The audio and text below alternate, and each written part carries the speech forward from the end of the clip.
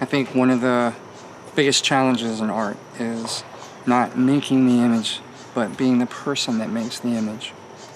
What a lot of people don't get or understand is that to do a portrait, even if it's just straight copy from life, which I believe is one of the most profound and fun ways to practice art, because all of your colors are given to you right there. The shapes are 3 dimensions so that you can look around the corners and see exactly what's causing the shadow. But to be able to sit in one spot, to look at one thing, to examine how light bounces off of it, how color is created, how the shadows and shapes form, to understand it. And that's an inanimate object. When you take that to a person and you begin to look at the expression of the face, the thoughts behind the eyes, and how those are represented in little tiny muscles tightening and relaxing all around. This is where the real make or break action takes place. When I see people do portraits and I know that they don't have that right experience, that's where you get that kind of lifeless face, and it starts to get lost. And you can see the most incorrectly colored, incorrectly rendered shape of a face with the right expression, with the right emotions, with the right captures, and you can feel everything.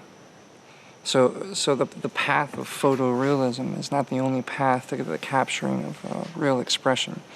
And this is, I love this whole area in art, between realism, surrealism, expressionism, and impressionism.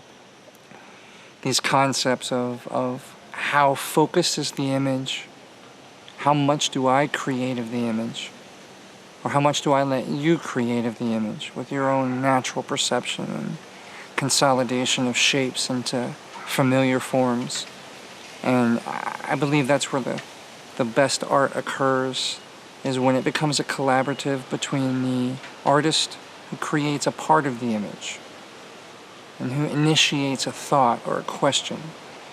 And then you as the viewer, you get to experience that art over and over every time you look at this image, every time you create something new out of what you see, every time you notice the tiniest micro expression or note behind something in the ear. What does it tell you? If an entire painting is painted in just a monochromatic format, and then there's one dot of red. This is why artists did this. What does that one dot of red tell you? Where is it at? How is the person relating to it? Or are they not relating to it? And these are the things that make it fascinating. And these are the things that me personally as an artist, and I believe most artists think about when they imagine their art going out into the world.